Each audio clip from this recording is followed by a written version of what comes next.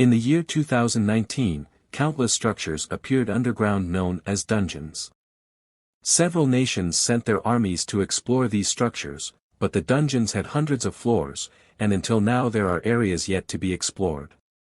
In the dungeons there are a variety of monsters and treasures, but the most interesting thing are the levels, skills, and magic one gains when inside them. These systems are very similar to those in fantasy games. The emergence of dungeons kicked off an era of expedition that had never been seen before, and with it came fighting for treasures and resources amongst nations. Due to the vastness of dungeons, civilians who met the conditions were also allowed to explore the dungeons and they were known as adventurers. Later on, in the year 2024, the dungeon law was passed by the Japanese government, allowing anyone irrespective of qualifications to enter the dungeons. We then skip to the year 2028, where we meet the main character, Takagi Kaito.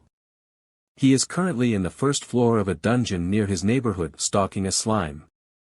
We learn that he is currently in high school, but despite his age still backs himself as a proper adventurer. He waited patiently around a corner for his prey to come closer, then quickly jumps out spraying the slime with bug spray, which he had earlier discovered its effectiveness on slimes, but it came with a small caveat. It doesn't always instantly kill the slimes, which allows them to get in some decent hits before they go meet their maker. We then learn that this was his third slime in 3 hours, which was a little slow, but he didn't seem to really mind. Takagi collected the drop from the slime, called a magic shard, which are the hearts of the monsters in the dungeons and can be exchanged in the expedition shop for money. He suddenly heard a sound and a light surrounded him.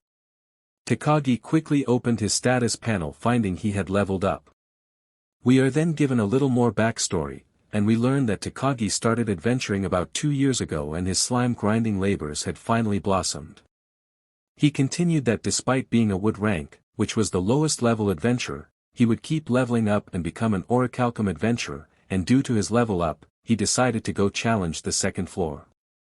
The second floor of this dungeon was filled with goblins and other humanoid monsters, which made our protagonist stress a little bit, but he reassured himself that he could do it, as he had done enough research and planned thoroughly before, to the extent of even buying a wooden sword worth 15,000 yen or $100. Guys, I don't know about you, but there is no way I'm trusting a wooden sword in a dungeon full of monsters. Anyways, continuing with the story.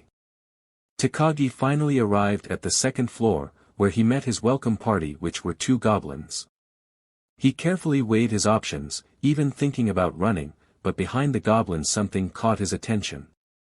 There were piles of adventurers' clothes, backpacks, equipment, and not only that, the goblins were chewing gum and even smoking. He quickly deduced that the goblins were camping and ambushing newbie adventurers, just like some people in a certain first-person shooting game, once they entered the second floor. He quickly put aside his earlier intentions of running and opted to teach the 2 goblins a lesson. With a loud battle cry, he charged at the goblins wanting to smash their faces in, but unfortunately he was the one who got his face smashed in. The goblins were incredibly strong and they easily mopped the floor with our protagonist's face, and adding insult to injury, they even stole his sword, which ended up being his lifeline. As both goblins wanted the sword, they started fighting for it, allowing our protagonist an opportunity to crawl away, saving his life.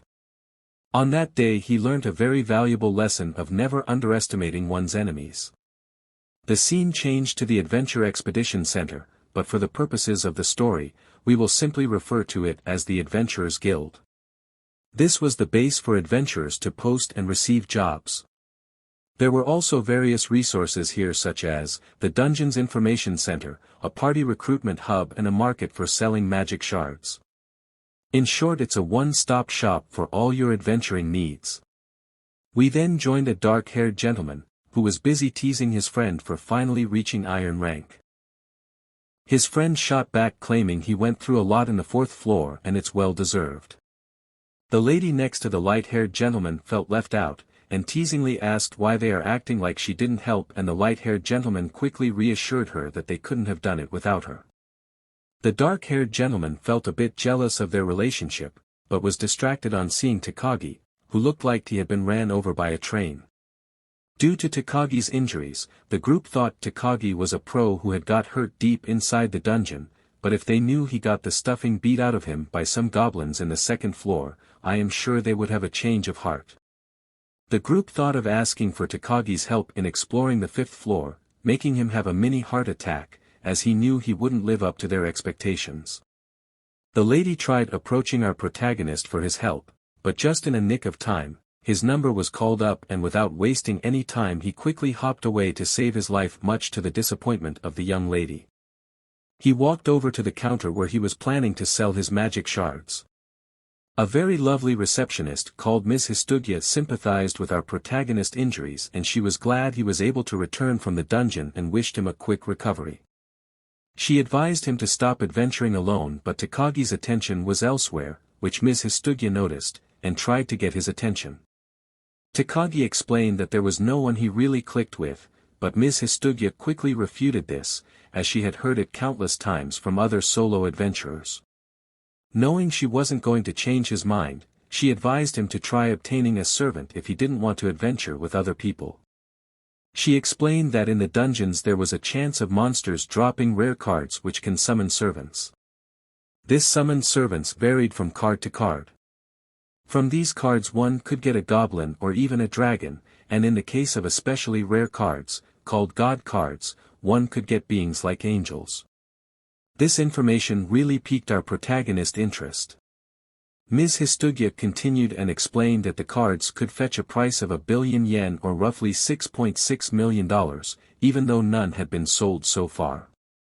Ms. Histugya then gave Takagi his reward of 35,000 yen, which was depressing for Takagi, as he was still in the red for another successive month, despite hunting down 3 slimes. He promised Ms. Histugya he would be back, once he gathered more shards. She promised to wait for him and also encouraged him not to lose heart and take things slowly. Before Takagi left the Adventurers Guild, the group from before tried approaching him again to see if he would join them, but he didn't even let them speak, as he quickly ran for his life. Later on in the evening, we joined Takagi in his room researching Ms. Histugya's information online using his smartphone, where he learnt that there is about 1 to 3% chance of him getting a card from a slime. He also learnt about major drops, which included items like potions, equipment, and rare metals. There were also other drops like magic orbs that would let you use magic, skill books that grant skills to adventurers, vital jellies that increase ability points, and many other items. After surfing the internet, all he found out was that servant cards rarely dropped just like in gacha games, and there was no other information about god cards apart from what Ms. Histugya told him. He started fantasizing what servant he wanted and really didn't want a goblin as he had a bad history with them, but thought it wouldn't be bad to have a dragon for a servant which he could use to defeat the demon lord or something similar. Sleep overcame him and he eventually succumbed, but promised to first focus on recovery. 3 months later, Takagi had fully recovered, and was back in the dungeon hunting down slimes using his trusty bug spray. After taking down his second slime for the day, he promised himself that he would be more careful and would steadily hunt down slimes on the first floor. He then suddenly heard steps near him, and from the darkness a slime appeared. It was quite unique, as it had legs and a rainbow color, which greatly interested Takagi as he had never seen such a slime in his 2 years in the dungeon. He quickly realized it was no normal slime and tried moving towards it. The slime, sensing danger, quickly moved behind him, and started running circles around him. It started hitting his blind spots, completely overwhelming him as he was even unable to block the slime's attacks and had basically become its punching bag. Recognizing he was screwed, he took out 2 bug sprays and started spraying in all directions indiscriminately. This was his ultimate technique, dual-wielding rotating bug spray technique. The slime eventually was defeated and he became very ecstatic, to the point he inhaled some of the bug spray, causing him to cough. Our protagonist then noticed something glowing from the periphery of his vision. Turning around, he noticed it was not the usual magic shard he got from killed monsters but something special. He slowly creeped closer to the item, curious what the item was, and on closer inspection he noticed it was a servant card, but not just any card but a god-class servant card. Takagi was in cloud 9, as he could see 1 billion yen waiting somewhere in his future. He was so excited, that he did not notice he looked like a fool to the rest of the adventurers while in the dungeon. In the first floor's altar hall, he was finally able to come down enough to think about his next move. He was not sure if the card was really S rank, and thought about taking it to the guild for appraisal, but he immediately put that idea aside as it would attract too much attention, as he was basically holding 1 billion yen in his arms. As the saying goes, the nail that sticks out is the first to get hammered in. He looked up the status of the servant and found out she was a Valkyrie called Sylphie. His mind wandered off, thinking about the image of the Valkyrie who looked like the beautiful older sister type and wouldn't have minded being caressed tightly in their arms. He then recalled Miss Histugya had told him that the servant can only be used by the person who summoned them first. Our protagonist found himself between a rock and a hard place. What was he going to choose, waifu or 1 billion yen? Guys, kindly share your choice down in the comments if you were in his shoes. Thinking long and hard, Takagi chose waifu, and commanded Sylphie to appear. A large magic circle appeared beneath our protagonist, and all along he reassured himself that he only summoned Sylphie to help him with adventuring. Yeah right, keep telling yourself that. Suddenly the magic circle disappeared, which was a little anticlimactic. The magic circle then reappeared on the ceiling and Sylphie made her entrance. She was very huge and Takagi was a bit surprised. He was then blinded by a bright light, and on opening his eyes Sylphie had disappeared. He looked around but he could only spot a lolly. Takagi did not want to believe that was Sylphie, hence continued looking around to the extent that he even asked the little lady if she had seen a tall, well-blessed beautiful lady. Unfortunately for him, she introduced herself as Sylphie, and to put it lightly, he did not take too well to it. He regretted not taking the billion and thought he should have considered his options more carefully. Sylphie, noticing her master's distress, asked if he was okay, and Takagi, not wanting to worry her, said he was just suffering from 1 billion yen seizure, which happened regularly, so she should not worry. Sylphie, being concerned about his health, promised to handle all the fighting, to prevent him from collapsing again. Her thoughtfulness touched our protagonist's heart, and he quickly realized how much of a dirt bag he was being, as he only thought about money, when Sylphie cared about him to that extent. He then properly introduced himself to Sylphie, setting his selfish desires aside. They then went back into the dungeon, and Sylphie was helping Takagi track down some slimes. She had an ability that allowed her to sense monsters. Takagi recalled how before, if he was lucky, he would only encounter 1 slime per hour on a good day, but now, with Sylph's ability, his hunting efficiency and his income would skyrocket. He considered himself a very lucky man to have her. Something about Sylphie that piqued his interest was her status. Despite being level 1, she had an abnormally high amount of battle points, 170 compared to his measly 10. Battle points are very important for dungeon exploration. They represent an individual's numerical fighting prowess as well as their physical ability points. Takagi is only a high school kid, but the reason he only got a small cut, despite being bodied by a slime, was thanks to the battle points that strengthened his body. But unfortunately they are limited to the dungeons only. As Takagi continued looking at Sylphie's abilities, he could still not wrap his mind around how such a little girl had so many battle points. He dismissed his fear, thinking that's why she is a god-class servant, but still had some reservations. For instance, she did not match the picture on the card, 100% catfish, and also she had a search skill not present in her status, which was very suspicious. He thought there might be an error or something, but his train of thoughts was interrupted when Sylphie warned him about a monster around the corner. Sylphie was excited to show Takagi what she can do, and he was also curious to see what she can do. That is when our protagonist had a revelation. Walking around the dungeons with a lolly could bring misunderstandings with other adventurers and bigger issues if reported to the guild. He tried thinking of a solution but was interrupted by Sylphie, who had found the slime.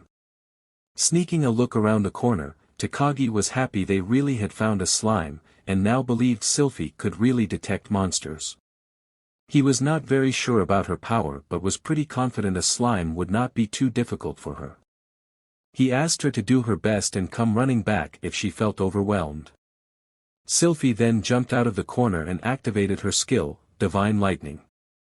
To say the skill was strong would be an understatement, as the lightning blast created a shock wave that blew our protagonist into a wall, surprising him due to its sheer power. And if that wasn't enough to destroy the slime, Sylphie took out her spear, which made the bolts of lightning converge around it, and then activated Divine Spear, Raisin, and threw it in the direction of the slime so as to ensure that even its spirit was dead. On impact there was a very large explosion which scattered debris everywhere, and unfortunately Takagi was a victim, as a large boulder came flying into his face, making him question how she caused all this by just throwing a spear. That right there is the power of a god-class servant. Continuing the story, the explosion caused violent tremors that could even be felt in the lower floors, causing other adventurers to stop their explorations and evacuate. Sylphie took a deep sigh, waiting to be praised for a job well done, but on looking behind found her master collapsed on the floor and immediately thought he was sneak attacked. After he was finally conscious, our protagonist was just happy to be alive and breathing. Sylphie apologized profusely as it was not her intention to hurt her master. She thought she was a failure of a servant for hurting him. Takagi, doting on her, reassured her it was okay, and she was not a failure of a servant, and on seeing she was doubtful, he continued and said, she was only following orders, and the blame for the results solely fell on him as her master. Sylphie, while blushing, agreed with our protagonist. After resolving that small issue, Takagi now tried to assess the aftermath of Sylph's battle, and my god, he could not process the extent of the damage caused. He finally believed her 170 battle points rating, which in his opinion was a little bit too modest. He now truly believed she was a god-class servant. He was then suddenly snapped to reality by a large rumble. He thought it was an enemy and started looking for where the sound was originating, but discovered it was Sylphie. Sylphie, being embarrassed, tried to deny it, but she suddenly collapsed face first into the ground. She finally confessed that she had used up all her power in the previous attack trying to show off, hence the noise from her stomach. On that day, it said, an unknown noise was heard from the first floor which pushed explorers into a state of panic, making them question if it was an alarm after the earthquake, and simply just scared the hell out of them. After that incident, we meet up with our protagonist after a few months. He was currently exploring the first floor with Sylphie, and we learn why she collapsed after the fight with the slime. She had apparently run out of energy, after she overexacted herself. Takagi also came to the conclusion that she gets hungry when her MP or magic points run out, and giving her magic crystals satisfies her hunger and increases her MP. They then continued exploring, and he recalled Ms. Histugia's warning that if a servant's HP or hit points reaches 0, the card loses its effects and the servant can no longer be summoned. He promised to be more careful going forward, as despite her power, if she were to collapse during a fight, she would be a sitting duck, and so he needed to be more careful and not let her expend all her power. With the help of Sylphie, they are able to find a slime, and stalking it from a corner, Takagi opts to take care of it personally. Using his bug spray, he attacks the slime and comments on how his rate of finding slimes has increased since meeting Sylphie. He moved from 1 per hour to 6 on average, but the thing that brings him the most joy is finally having someone to explore the dungeon with. After defeating the slime, they stop somewhere to take a break, and Takagi takes out their haul of magic crystals from the past 3 months. Takagi tells Sylphie that they had found 8 slimes today, which was a record, but Sylphie did not seem to be paying attention, as she was salivating due to the magic crystals. Noticing this, Takagi asked her if she was wondering how they were going to split their gains, but not wanting to look like a glutton in front of our protagonist, she said she only needed enough to keep her moving. Takagi then pressed her by insisting he only got those crystals due to her and she deserved more, but she still refused, even saying, Valkyries can't take what others have earned in battle, especially when they haven't contributed much. Takagi just gave up and couldn't believe servants also had strange convictions. He then revealed why he did not let her participate in the fights. It was a result of him experiencing her power. They tried lowering the output of her skill, Divine Lightning, but it still turned slimes into ashes, and also there was the fact that her skill used MP equal to a slime's magic crystal, hence they couldn't save much, if he was to depend on her. He considered asking her to fight without her skills, but it would not be cool to make a lolly fight while giving commands from the rear. So he put her on search duty while he did the hunting. He considered going to the lower floors, but with his stats he would only slow her down. While he was busy worrying, he was able to level up. He even got a skill which gave him a 50% damage boost against slimes, but he was not happy with this, as the skill was practically useless for him as he had killed over 3,000 slimes without getting as much as a scratch on him. Switching to Sylphie, she was very happy for him, but Takagi was deep in thought, thinking about his next move. He then told Sylphie to pause hunting for now and they would reconvene the following day. The next day he summoned her, and she got slightly surprised and questioned why he had a shield. Takagi had purchased it using the money they made from the sale of slime crystals, which was around 500,000 yen. He had gone all out and not only purchased a 300,000 yen shield but also a new 2,500 yen wooden sword. We all know where the other one went, leaving him with 112,500 yen. Sylphie thought he bought them to fight slimes, but our protagonist had other plans. He wanted to proceed to the second floor. Sylphie was very excited to go to the second floor, but the same could not be said for Takagi. He had PTSD from the last time he was in the second floor, but he knew he needed to grow a spine as he could not hunt slimes forever. He asked Sylphie to have his back at first as he had some payback he wanted to get. When they entered the second floor, it was still similar to before, as the heap full of adventurers' equipment was still there. Sylphie then warned Takagi that there was a presence near them, and he thought the goblins were hiding.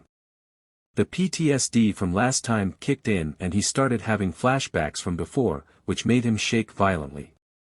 He started thinking about heading back, but luckily Sylphie managed to bring him back to reality when she asked if he was okay. She thought his billion yen seizures were back. Takagi was able to steal his nerves and reassured Sylphie he was okay, and asked her to leave the goblins to him. He wanted to prove his manlyhood. They started looking around as Sylphie could sense the goblins, but they could not find them. They then suddenly heard rattling in the pile of trash and Takagi quickly swung his wooden sword thinking it was the goblins, but it turned out to be just a rat. The goblins were actually hanging on the ceiling and attacked, and they saw Takagi had slightly relaxed.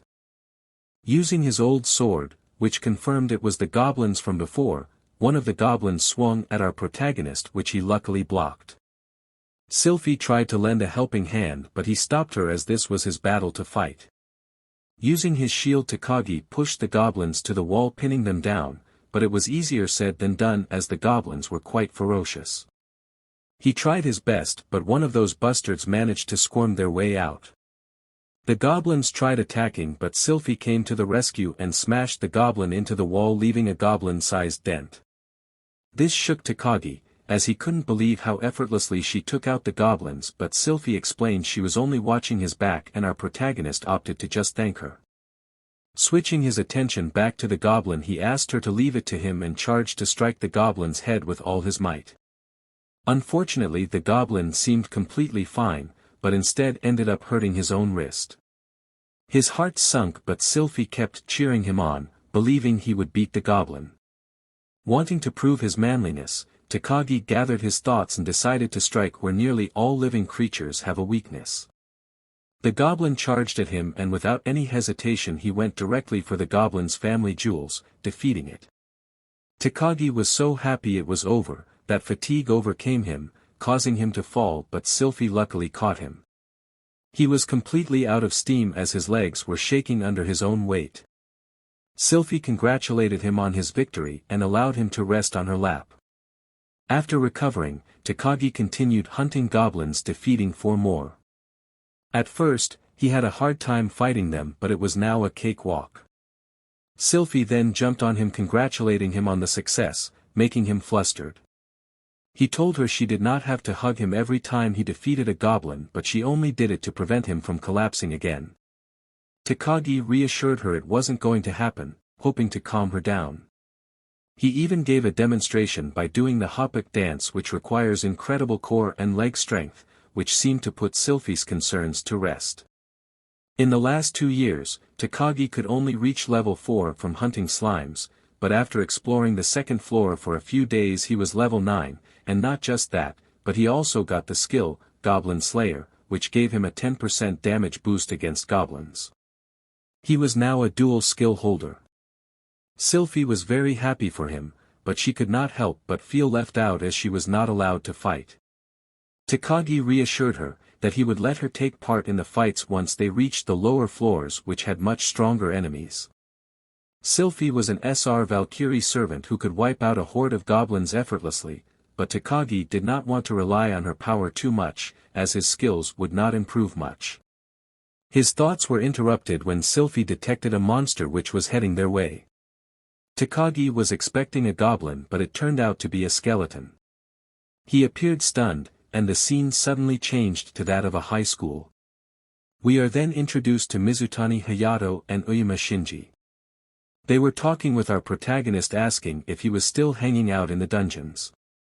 They were surprised he didn't learn anything from the last whooping he had gotten. From the bandages covering Takagi's face they presumed it was due to fighting slimes, but Takagi told them he had graduated and now was hunting goblins. They were pretty happy for him as he had finally gotten some payback.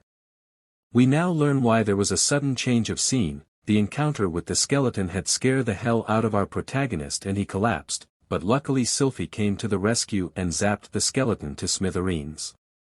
Mizutani then advised him to keep the exploration to a minimum, making Uyama chime in that for someone as unpopular as our protagonist spending all their time in the dungeon would guarantee he never gets a girlfriend. Takagi did not understand what they were saying as this bastards were just as unpopular and girlfriendless as him. They then noticed Takagi's high school crush, Katsuragi. Turns out they were once close childhood friends and had a more relaxed relationship, but our protagonist fumbled her and allowed a wedge to develop between them. Uyama then started teasing our protagonist that Katsuragi noticed him sleeping in class and didn't seem particularly amused by his actions. This made him have a small heart attack. His classmates then continued with the teasing saying she was very popular and wouldn't be interested in someone who is always injured and excessively bandaged. Even though they were just jokes, this really affected our man's confidence. Katsuragi then looked their way and our protagonist classmates tried getting her attention trying to embarrass him even more, but Takagi immediately stopped them before they could do any further damage and ruin his chances. Turns out Takagi had secretly promised to confess his feelings to Katsuragi after reaching the second floor, but he chickened out. Lying on his desk he promised to slowly strive to improve both his dungeon and private life and also pushed his love confession to once he reached the 10th floor. The scene then changed to the Adventurers Guild. Here, Takagi met up with the lovely Ms. Histugya who congratulated him on reaching stone rank. He was very happy with his promotion and on checking his status, his battle points had risen to 20. Ms. Histugya then continued and told him about the perks he would get due to promotion to stone rank. He could now receive financial support and special treatment from the guild as he was now recognized as a full-fledged adventurer. She also told him to be proud as nearly 60% of adventurers fail at wood rank. Takagi was very happy with his achievement and attributed all his current achievements to Sylphie. Ms. Histugya then changed the subject and asked Takagi about the incident in the eastern area of the first floor. There were tremors in the eastern area of the dungeon's first floor, and Takagi has an idea of what may have caused it. Luckily he had not told Ms. Histugya about Sylphie, so nothing could be connected to him. Ms. Histugya with a very serious look told Takagi she knew he was in the area during the incident, and asked if he noticed anything unusual. Takagi tried lying that he was at home, but she had confirmed his name was among those that had entered the dungeon on that day. He thought he was caught and recalled the dungeon law, specifically Act 24, which stated any unnecessary damage of the dungeons can result in heavy fines and if malicious possible imprisonment. He tried coping by telling himself it was more or less an accident, but he knew if it is viewed as a threat, there was a possibility they might take away Sylphie away from him. Takagi was now spooked and it was very obvious. He tried saying he was luckily in the western area and didn't notice anything, but she didn't seem to buy it and her demeanor showed it. She questioned why he would enter through the eastern entrance, only to go to the western area which was the longer route. Our protagonist gave the lame excuse, that he wanted to do cardio and jogged all the way to the western area. After hearing his excuse she had a very stunned look on her face, staring bullets at our protagonist, and he thought he was caught, but she suddenly just apologized for her rudeness and dropped the entire matter much to the relief of our protagonist. She then explained that they were ordered to question anyone who entered or exited from the eastern entrance. Changing the subject once again, she asked him why he was hurt and if it happened during the incident. Takagi explained that he got hurt, when he collapsed while fighting skeletons and not from the tremor incident. Ms. Histugya then advised him to be more careful in the future, but for some reason Takagi felt like he shouldn't have told her about that. Ms. Histugya then let him go, as she had gotten enough information out of him. Though shaken, he promised to come again and she promised to always be waiting. Once Takagi was out of earshot, Ms. Histugya's colleague, Nikito, who was sitting next to her, asked if she wasn't going to investigate any further as Takagi was clearly hiding something. Ms. Histugya only told her not to tell anything to the higher-ups, and Nikito was surprisingly very compliant as she knew, despite Ms. Histugya's kind appearance, if crossed, she becomes a monster. Ms. Histugya asked Nikito's opinion of Takagi, but before she could say anything, Takagi fell over bumping into some ruffians. One of the ruffians, who was very muscular, demanded an apology, but Takagi clarified he didn't bump into them, and apologized if he scared them. This greatly angered the muscular man, as he thought a stone-rank adventurer was looking down at him, and prepared to throw some hands with our protagonist. All along Nikito and Ms. Histugya were watching the situation develop. Nikito then commented that since the qualifications were relaxed all kinds of people were able to join, despite being weak. Ms. Histugya assured her that the dungeon would weed them out and it was not something they should worry about. Whilst they were talking, Takagi was fighting for his life as the muscular man was strangling him due to his perceived disrespect and also made Nikito doubt his survival chances, but Ms. Histugya was very confident he would make it. I also want to believe in him, but while she was saying this Takagi was getting his face smashed in, and if not for the timely appearance of some police officers, I dare not imagine what would happen to our protagonist. After getting the stuffing kicked out of him, Takagi visited the dungeon market to purchase a new weapon to help him deal with the undead skeletons. In the market he met a muscular merchant, who found it very funny that Takagi got his ass kicked in the Adventurers Guild. The merchant advised Takagi to stop relying too much on his battle points as physically he was very weak, otherwise outside the dungeons he would continue being other people's punching bag just like in the Adventurers Guild. He encouraged him to consider building some muscles. A little backstory on the merchant: he is actually the owner of the shop, and back in the day he used to be an explorer and a very popular one. Takagi then told the merchant that he was looking for a weapon that he could use against skeletons, which made the merchant further look down on him. To him skeletons were just mere moving bones, and he could easily charge through them and crush them. Takagi expected this response from the merchant, as his solution for most problems is physical strength. The merchant then went to the back of his store to look for a weapon that could meet Takagi's criteria. Takagi was a bit nervous, hoping the merchant doesn't bring anything expensive as he only had a budget of 200,000 yen. While waiting for the merchant, he decided to look at other merchandise. First thing he looked at was some low-grade potions which were worth half his budget. He was very shocked by how expensive they were, but he thought it was probably because they healed wounds instantly. The next item he looked at was a transdimensional storage bag which stored items in a different reality. With such an item, he could walk around with as many bug sprays and magic crystals as he wanted, but it was a bit too much for his budget. To buy the bag, he thought of finding another SR servant card and selling it, but recalled it was a miracle that he managed to get his hands on one, and finding a second one would be nearly impossible. The merchant then came back, carrying a super tungsten rod.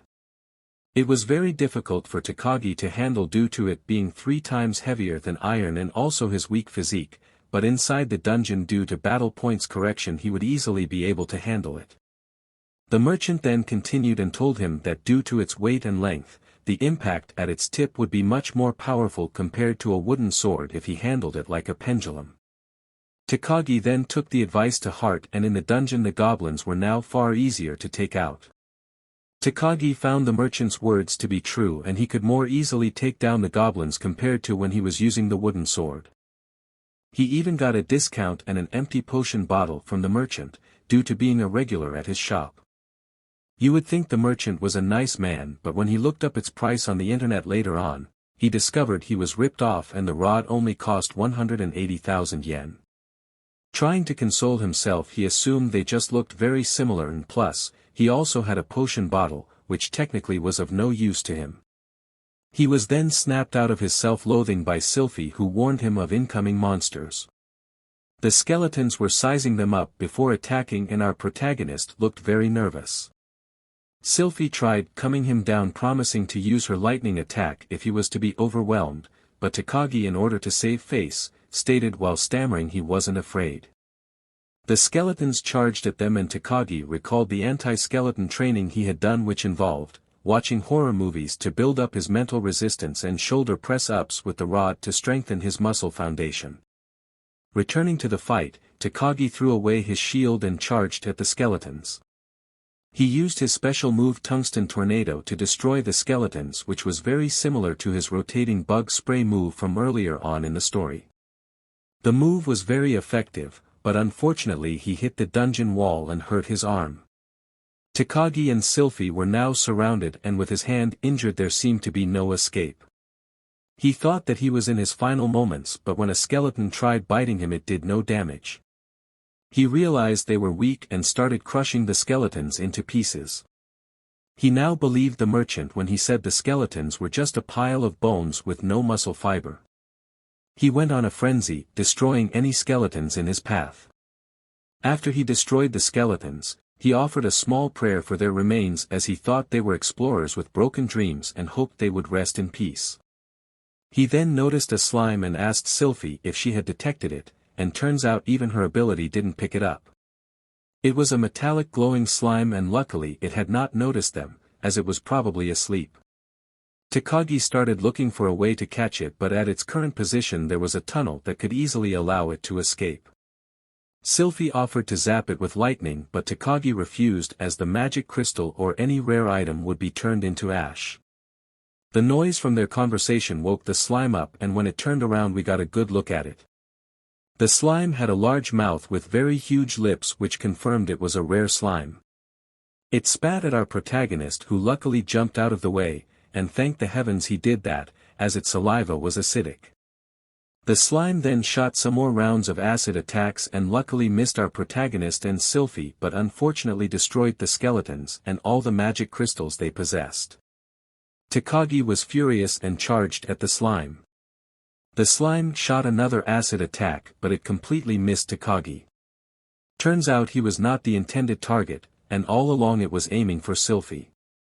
Takagi tried using his body to protect her, and he now really regretted not buying the low-grade potions from the merchant, but it was already too late. He braced for impact, but nothing happened. Turns out Sylphie had activated a new skill, the Invulnerable Maiden, which protected them from the attack. We then go back a couple of days earlier. Takagi was going through Sylphie's skills, and discovered she had the defensive skill called Iron Maiden. It could block all attacks from outside the barrier, but allowed attacks from inside it to pass through. Takagi abused the barrier's mechanism to kill some slimes, and it made him wonder how busted this skill would become if he had a ranged weapon like a crossbow, but unfortunately his financial situation did not allow any room for it. Behind him, Sylphie was trembling due to holding her breath. Takagi asked if she was alright and found out in order to use the Iron Maiden barrier, Sylphie needed to join her hands together and hold her breath so as to maintain it. Takagi was worried if Sylphie really had the lung capacity for this, but she attempted to put his mind at rest by saying she would happily stop breathing if it meant protecting her master. This statement didn't sit well with our protagonist, and he quickly told her even though her devotion as a servant was admirable, she doesn't have to force herself if it gets too painful. She tried refusing by saying she was ready to sacrifice herself to protect him, but Takagi said, what he wanted most was to explore the dungeon with her. This really made Sylphie flustered as she didn't think she was that important to him.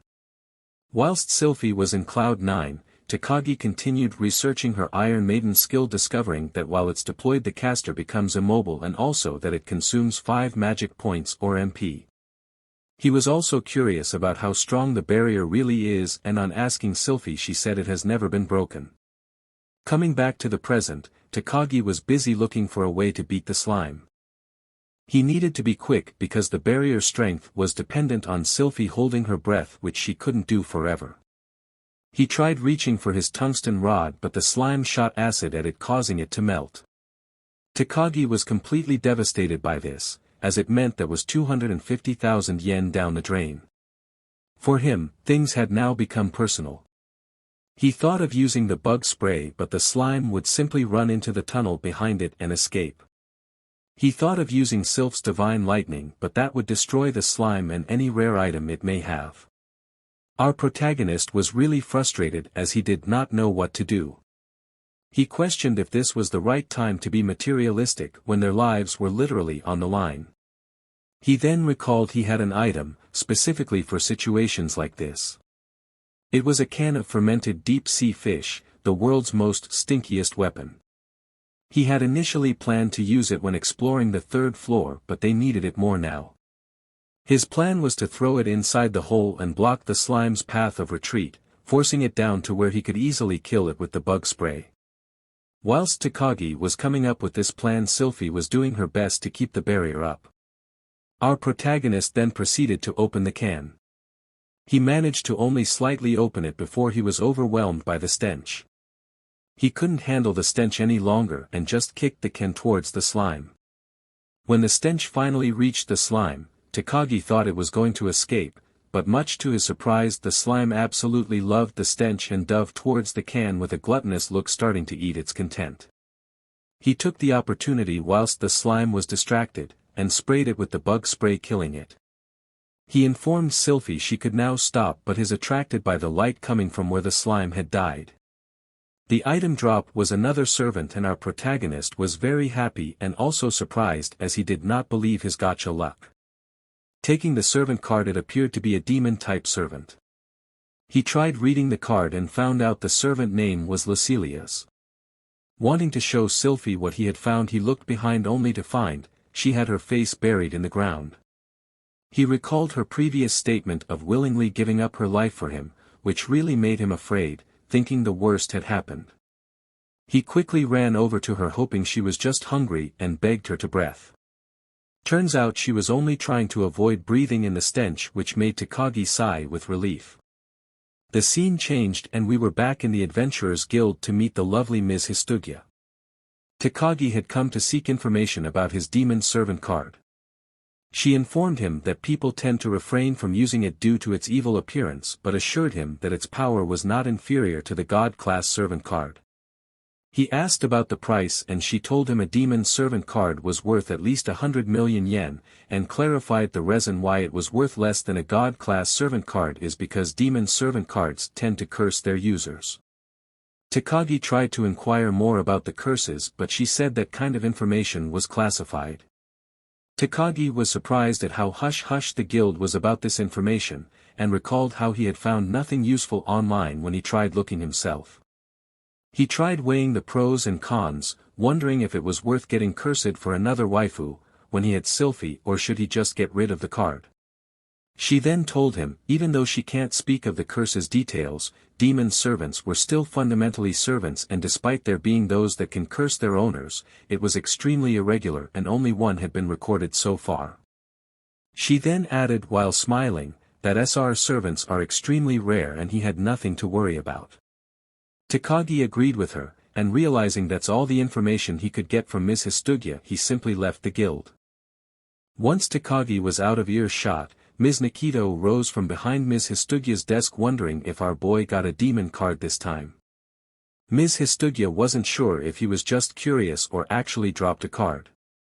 She then continued that it was very suspicious for a solo adventurer who used to work pointlessly and with no chance of getting ahead in life, to suddenly start leveling up very rapidly, after the tremor incident. Ms. Nikito assumed he probably joined a party, but it was still not enough to sway Ms. Histugya. Histugya was still hesitant to believe at this time, as according to the report from the tremor incident, no human could have possibly caused that kind of damage, and an inhuman power like that of an SR servant was the most likely cause. All she hoped was that he would open up to her about it, instead of hiding it all to himself. We then return to the high school where our protagonist is sat in class, still thinking about the demon servant card. He had giant bags under his eyes, due to spending the whole night trying to dig up any information about the demon servant card. He had found nothing aside from what Ms. Histugya had told him and was even thinking about asking the merchant if he knew anything. He opted not to, as he already knew his advice would probably involve something about building muscle. He was then snapped out of his deep thoughts by Hayato, who was worried why he looked so exhausted. Takagi tried lying he was studying, but Hayato read him like an open book, guessing he was exhausted due to dungeon activities. Their conversation caught the attention of Katsuragi, who overheard Hayato advising Takagi to take it easy with dungeon activities, otherwise he would end up in the hospital.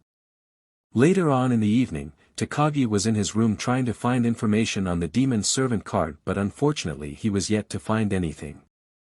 He tried looking at the status of the card, but nothing happened due to being outside the dungeon. Luckily he had written down Lucilia's information before leaving the dungeon. Lucilia's was a Viscount rank demon, an outstanding servant card which could fetch at least 100 million yen if sold, which would allow him to buy all sorts of dungeon equipment. However, he also wanted to be a divine demon summoner, who would have a demon-type servant on their left and god-type servant on their right. He was really having a hard time deciding what actions to take. Suddenly Sylphie's servant card started emitting a light. Takagi was confused, unsure what was happening. There was a blinding light and his consciousness was transferred into a flying eyeball with wings. In front of him was a silhouette of a lady, who was taking a shower, and on taking a closer look we find out it's Sylphie in her more mature form. Takagi was so flustered he suddenly went back to his original body. He did not know what had just happened and even thought it was a dream, but this was quickly disapproved as Sylphie's servant card was still glowing, asking him to come back, and plus, deep down he wanted to take a small peek again. There was a bright light and Takagi's consciousness was back in the flying eyeball.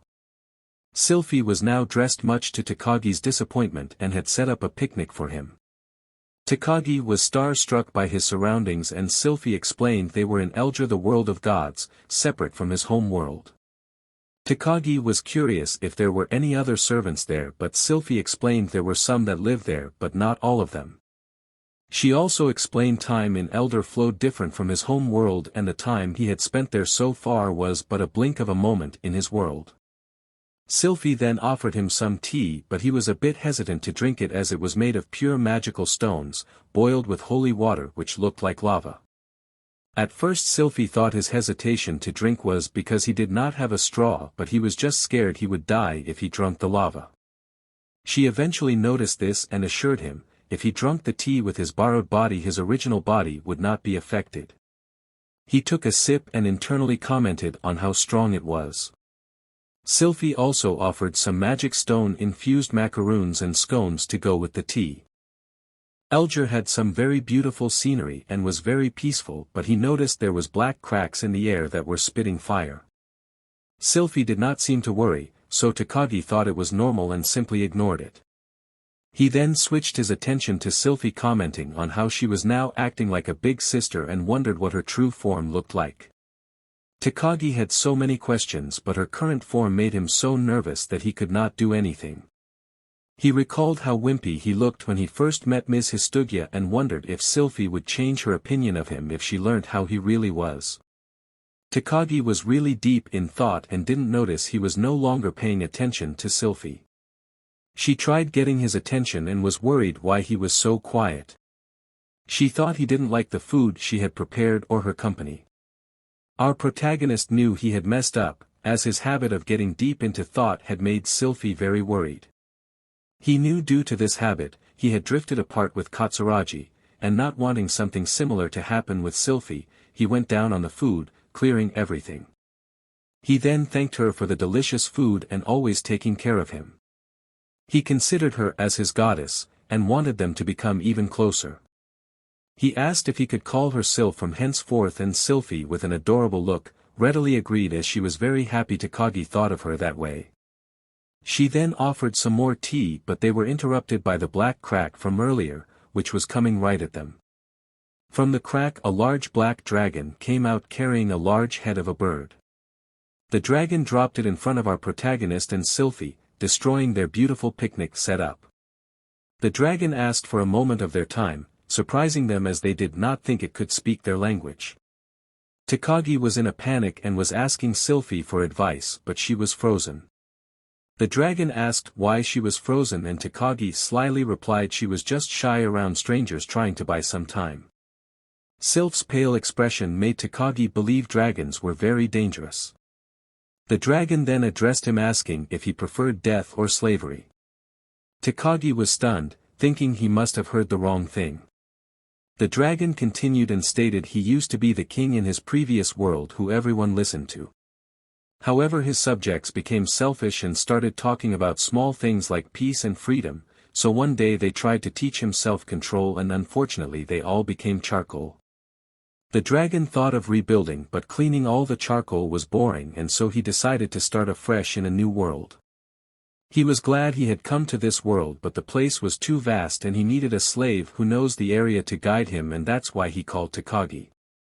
To avoid being turned into a slave, Takagi told him he was also from another world and thought it would be enough to save him, but unfortunately, without any hesitation, the dragon tried turning Sylphie and Takagi into charcoal, but Sylphie activated her Iron Maiden barrier, blocking the attack. The dragon was very surprised they were alive. Sylphie apologized for zoning out, and apparently it was due to her picnic setup being destroyed. Takagi told Sylphie to run and he would act as bait, as he would simply go back to his original body if killed, but Sylphie declined, as the experience of being a corpse would forever be engraved in him, even if his original body is not injured. Sylphie then sent our protagonist home despite his cries not to, and our protagonist woke up back in his room, in his original body. He quickly tried to go back to Elger with no avail. He was really worried and hoped Sylphie would be alright. Unfortunately, the part ends here. If you would like to watch more of Takagi's adventures, kindly subscribe and destroy that like button, as it is the only way I can know you enjoyed the manga. Have a nice rest of your day and thank you for watching.